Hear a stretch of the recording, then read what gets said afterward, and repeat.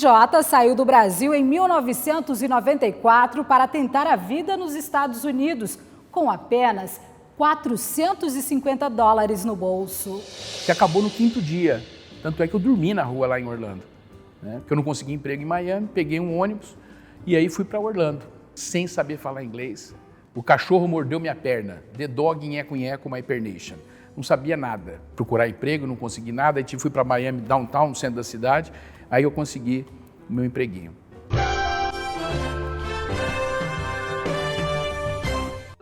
Agora a gente vai falar de outros brasileiros, não os que moram aqui, mas os que moram no exterior e tem uma história vitoriosa para contar. E o nosso convidado de hoje ficou milionário depois de virar motorista de celebridades. João Geraldo Albussaf é de Mato Grosso do Sul, trabalha em Miami com uma frota de limusines, apresentando a história do Jota. Eu fui para Nova York por 2 ocasiões, mas o Jota, daqui, ele fez todo o roteiro para mim.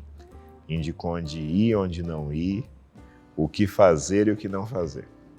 E acertou em cheio. Vi lá, Camila's Brazilian Restaurant. Pô, Brasília, né? Não tem como, mesmo não falando inglês, né? Aí entrei, era um restaurante brasileiro e fui no caixa, falei, eu tinha um dinheiro para comer. Aí eu fui no caixa, ela falei, vocês estão precisando de gente para trabalhar? Aí a moça falou, você faz dish? Eu falei, vixe. Eu nem sabia o que era dish, era o tal do dishwasher, né? E aí comecei lavando louça e foi uma maravilha, porque lá você já comia, enfim.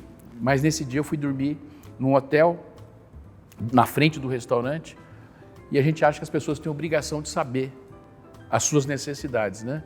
E eu perguntei para o gerente se eu podia dormir lá dentro do restaurante. Ele falou que não, porque pode pegar fogo, tal, a seguradora não paga.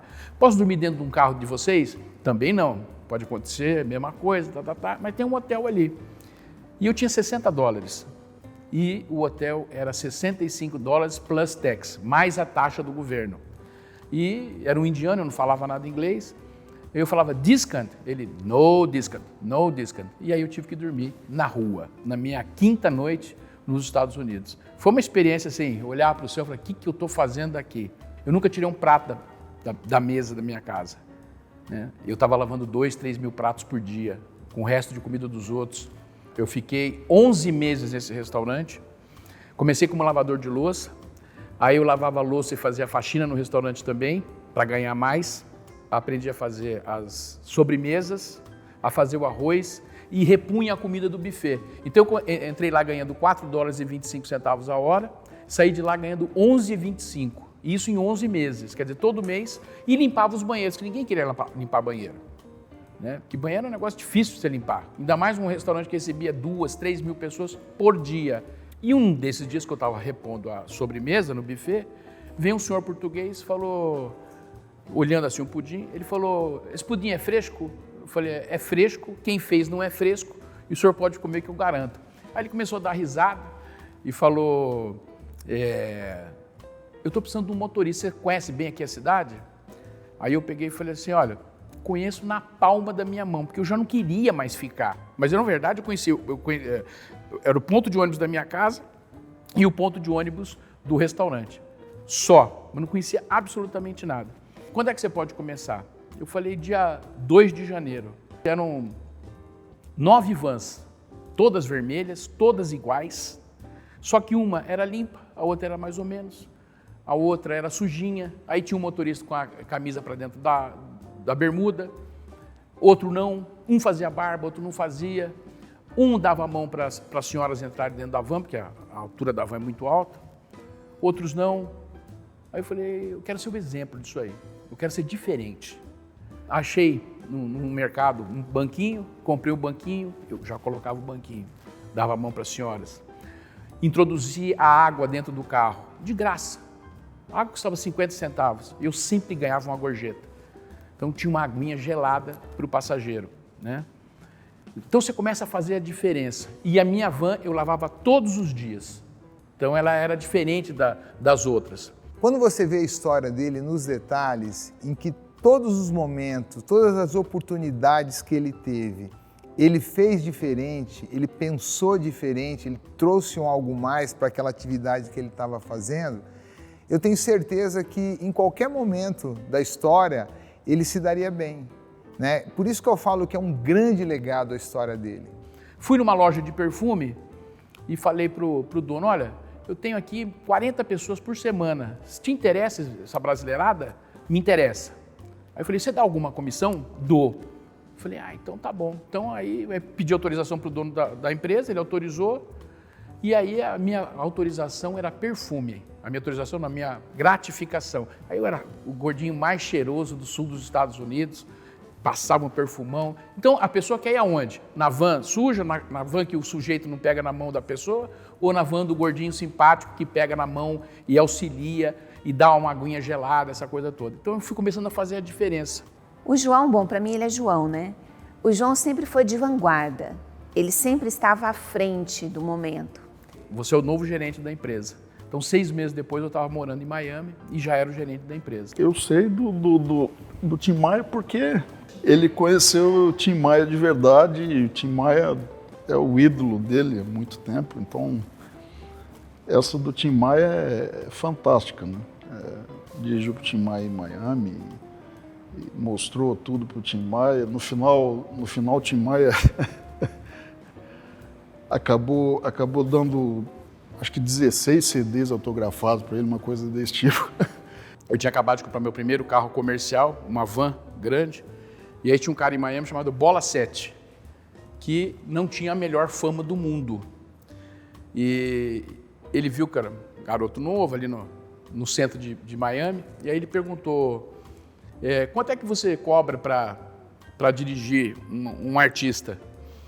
Uma diária. Eu falei, $350 o dia, por 8 horas. Aí ele falou, não dá para dar um desconto? Eu falei, 300, vai. E fechamos o negócio e tal. Aí eu falei, quem é? Ele falou, Tim Maia. Eu falei, então não é nada, é de graça. E aí eu dirigi para o Tim Maia de graça por 3 dias, e o Tim Maia foi a pessoa mais generosa do mundo. Naquela época o telefone celular, aquele StarTech, não tirava fotografia, eu não tenho uma foto com o Tim Maia. Aí um amigo meu, o Alexandre Oliveira, teve essa ideia de fazer o quadro para mim e me presentear. Eu chegava no restaurante, abria a porta e ficava dentro do carro esperando. E não tinha curiosidade de entrar dentro do restaurante, que é um erro, né? Você tem que entrar, você tem que conhecer, você tem que chegar lá e perguntar qual é o prato mais vendido, qual é a melhor comida, qual é o melhor drink, né? E eu nunca tive isso. E numa ocasião, um senhor muito fino, ele com a esposa dele, de Curitiba, chegou lá, eu quero ir no restaurante tal. Não conhecia. No restaurante tal, também não conheço. E não tinha GPS, não era como é hoje.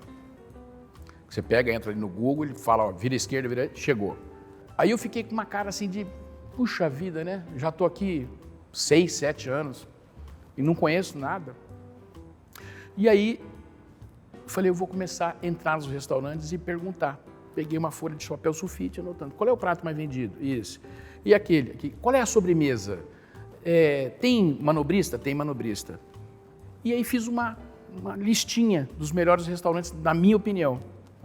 Só que Miami é uma cidade que cresce demais, toda hora tem um restaurante novo, uma atração nova. Quando eu fui para lá tinha 1.600.000 habitantes, hoje tem 4.200, 27 anos depois. E aí eu tive uma ideia, acho que eu vou fazer um livro.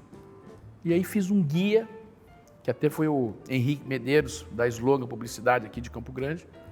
Procurei o Henrique é um amor de pessoa, e ele pegou e fez um livro para mim, meu primeiro guia. Esse livro é ele, sabe?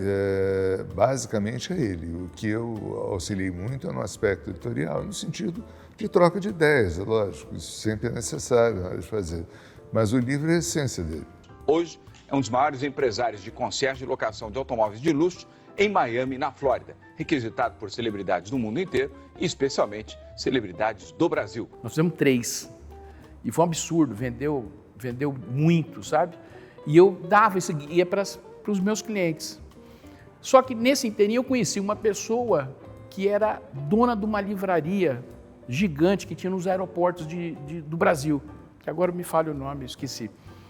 E essa pessoa me procurou o Henrique, e o livro foi distribuído em todos os aeroportos do Brasil e vendeu, tive que fazer uma nova edição e foi aí que explodiu o Dicas do Jota. O melhor guia para a galera que vai a Miami, brasileira está entupindo Miami região, é a vingança. Então olha aí, ó, o J. Bussaf, meu, esse guia totalmente renovado, tem todas as indicações de restaurantes, shoppings. É o melhor guia para a galera que vai a Miami e região. J. Bussato. Tudo. Tudo. As praias, o sol, né? As pessoas, a filosofia de vida do americano, que eu amo de paixão. Ninguém liga para ninguém, não tem importância se a saia está se usando curta, se elas têm comprida, elas usam comprida, se vice-versa. Quer dizer, e ninguém repara. O melhor nhoque do mundo. Ele, desde sempre, ele falava de um nhoque. Eu acho que ele já tinha ido algumas vezes, já tinha levado alguns sul-mato-grossenses para Nova York. E eu trouxe aqui no Il Cortile, que é um restaurante sensacional, que você vai conhecer um pouquinho mais comigo também. Por acaso, lá na Little Italy, que fica em Chinatown, é uma rua, né, era grande, era tudo italiano, e eu fui lá e por acaso entrei dentro desse restaurante. É um restaurante bonito, todo de madeira, e o teto é de vidro, então você vê aqueles arranha-céus gigantes ali de Nova York. E eu entrei e perguntei para o homem, você tem nhoque aí? Aí ele falou, tenho. Eu falei, então eu quero um nhoque. Aí vieram 4 nhoques pequenininhos. E eu comi, olha, eu sou apaixonado, para todo mundo que vai para lá, levei até o ex-governador André Putinelli lá, eu não sei, é dos deuses. E nessas andanças, quem nos recepcionou, volto a dizer, foi o Jota, que nos conduziu por Nova York e depois nos brindou com o conhecimento, no final, para um jantar em que ele dizia que eu iria experimentar o melhor nhoque do mundo. E verdadeiramente assim foi. Mato Grosso do Sul vista pelo mundo. E eu vi isso no computador. E eu estava em Miami, né? Miami, Nova York, é 1h40 de voo. Aí eu falei, peraí, eu estou aqui, trabalho no SBT, eu vou lá cobrir o evento. Peguei o avião, o meu dinheiro, fiquei no mesmo hotel deles e foi muito legal, porque eram vários artistas, o Isaac de Oliveira, o Marcelo Loureiro, vários artistas, vasos da Cajuel, né? Gente de Corumbá, foi muito bacana, sabe? E eu fui lá e encontrei o governador. Aí o governador, na hora, já me conseguiu a credencial, já entrei lá dentro da ONU. Foi uma experiência ímpar. A secretária, eu não sei, não lembro a pasta, mas era a Tereza Cristina, o Júnior Mock estava lá também, um amor de pessoa, que depois ficou um amigo meu também. E aí, no decorrer do dia, o governador falou assim, eu precisava de um restaurante grande para te levar esse pessoal todo. Você conhece? Eu falei, olha, conheço um italiano que o senhor vai amar. E ele falou do melhor nhoque do mundo. Eu fui pronto para comer aquelas bolinhas de batata, né? E é um nhoque grande, com recheio, é simplesmente maravilhoso. Melhor nhoque do mundo. O João Mauri entrou como cliente, o motorista dele. E aí um dia ele pegou, passado algum tempo, né? Ele pegou e falou assim para mim, ô Jota, eu estou querendo fazer um programa, um quadro dentro do meu programa, chamado Florida Connection, mostrando o melhor da Flórida, porque eu tenho casa em Orlando, e os brasileiros só vão para Nova York ou só vão para Orlando, e tem tanta coisa em West Palm Beach, Boca Raton, em Miami, Miami Beach, Coconut Grove. Arranja para mim uma pessoa para fazer esse quadro para mim. Jotinha! Cadê a pessoa? Falei, Amaury Júnior, você é um homem de muita sorte. É homem ou mulher? Aí eu falei, homem. Moreno jambo, cabelos ao vento, boca carnuda, queixo perfurado por Deus, peito cabeludo e dente separado. Aí ele olhou, quem é? Falei, eu. E aí entrei na televisão. Bem-vindos a mais um Viajar é com Jota. Estamos hoje em South Beach, na badalada South Beach. Aí alguém da Record me viu, gostou, e aí eu fiz Viajar é com Jota. Fiz algumas coisas com o Álvaro Garneiro e o Viajar é com Jota, que foi uma experiência maravilhosa. Fiquei impressionado, eu falei, esse motorista está possuído, não estou entendendo mais nada. Mas depois eu entendi. A mão aqui em Freeport, aqui em Bahamas, é a mão inglesa. Então ele está sempre do outro lado. Eu lembro uma ocasião que aqui em Piraputanga tinha um grupo de japoneses que foi para lá. Eu fui lá conhecer um restaurante chamado Pira, do Ademir. Uma série que a gente fez em Bonito, e a gente passou por ali. Aí eu gravei o restaurante Piraputanga, aquilo foi para Record News Internacional, né, 120 países na época, e um grupo de japoneses foi lá almoçar, sem pedir reserva, nada. Tinha um brasileirinho, um guia, né, japonesinho, e aí o Ademir perguntou, como é que você descobriu a gente aqui? Ele falou, eu vi num programa chamado Viajar é com J, lá no Japão. E aí eu anotei o nome aqui e estamos aqui. E ele ficou super grato, eu já fiz outras matérias com ele, e foi assim que a coisa aconteceu. Que foi trágico, né? Tão trágico quanto a própria morte do meu pai, né? Que foi muito rápida e inesperada. Então, ele não poder estar aqui foi um sofrimento sem fim para todos nós, principalmente para ele, né? Quando meu pai faleceu, eu acho que eu já estava nos Estados Unidos há uns 8 anos, 9 anos, eu não sei exato agora. Eu sei que foi muito rápido a doença dele, né? E eu tinha entrado com um processo de legalização nos Estados Unidos. E teve o 11 de setembro lá. Então todo mundo que tinha um nome de origem libanesa ficava no gancho. Eles queriam pesquisar a vida da pessoa. Então sempre eu passava lá na imigração, e aí, como é que tá? Calma. Aí eu falei, mas esse sobrenome aqui é da minha bisavó. Não tenho nada a ver com isso. Eu falei, não, mas tem que esperar. Então eu não podia sair dos Estados Unidos de jeito nenhum. Senão eu perdi o meu documento. Toda a minha vida, né? Tudo que eu tinha plantado na América. E quando meu pai faleceu, minha mãe queria que eu viesse para cá, né? Minha irmã, fica aí, calma, vai dar tudo certo. E foi a melhor coisa que eu fiz da minha vida, porque a imagem que eu tenho do meu pai é um homem vivo, bonito, um charmoso, usando a bengala dele. Eu sempre acreditei que o que a gente tem que fazer por alguém, por um ente querido, por um amigo, por um familiar, a gente tem que fazer em vida. Eu não tenho dúvida que o que o Jota tinha que fazer pelo pai, ele fez com o pai vivo. Até hoje, quando a gente conversa nisso, acho que embarga um pouco, né? Foi uma coisa horrível, ele não tinha visto ainda, ele não podia voltar. Eu lembro de uma imagem do meu pai, numa madrugada que eu fui pegar um passageiro, e eu olhei para o espelho retrovisor, e ele estava no último banco do carro. E ele fazia assim, vai em frente, vai em frente. Então, só tem coisas boas do meu pai. Eu venho aqui para testemunhar uma amizade que transcende a minha geração com Jota Bussaf. Ela vem desde a época do meu avô, passou pelos nossos pais e hoje se consolida com essa parceria. Eu estive com o Jota em Miami há mais de 12 anos atrás, onde ele pôde me apresentar todos os pontos turísticos, os pontos interessantes daquela cidade e me dar todo o suporte para apresentar lá nos Estados Unidos uma palestra da administração de Campo Grande, do qual eu era prefeito. Eu vim para Campo Grande, ele me ligou e falou assim, quando você for para Campo Grande, você vai no gabinete tomar um café comigo. E aí eu vim para Campo Grande, e aí tinha um projeto em cima da mesa, aí ele falou assim, olha, as casas que eu estou fazendo, eu falei, que bacana, são 254 casas. Eu falei, puxa vida, que legal. Aí ele falou, puxa aqui. Aí eu puxei o papel, residencial Aria Bussaf de Lima. Aí não precisa nem falar que eu chorei, né? Agradeci, tenho essa gratidão com ele. Cabe falar um pouquinho do meu pai. Meu pai é daqui, a minha bisavó, Chafica, abrasileirado Sofia.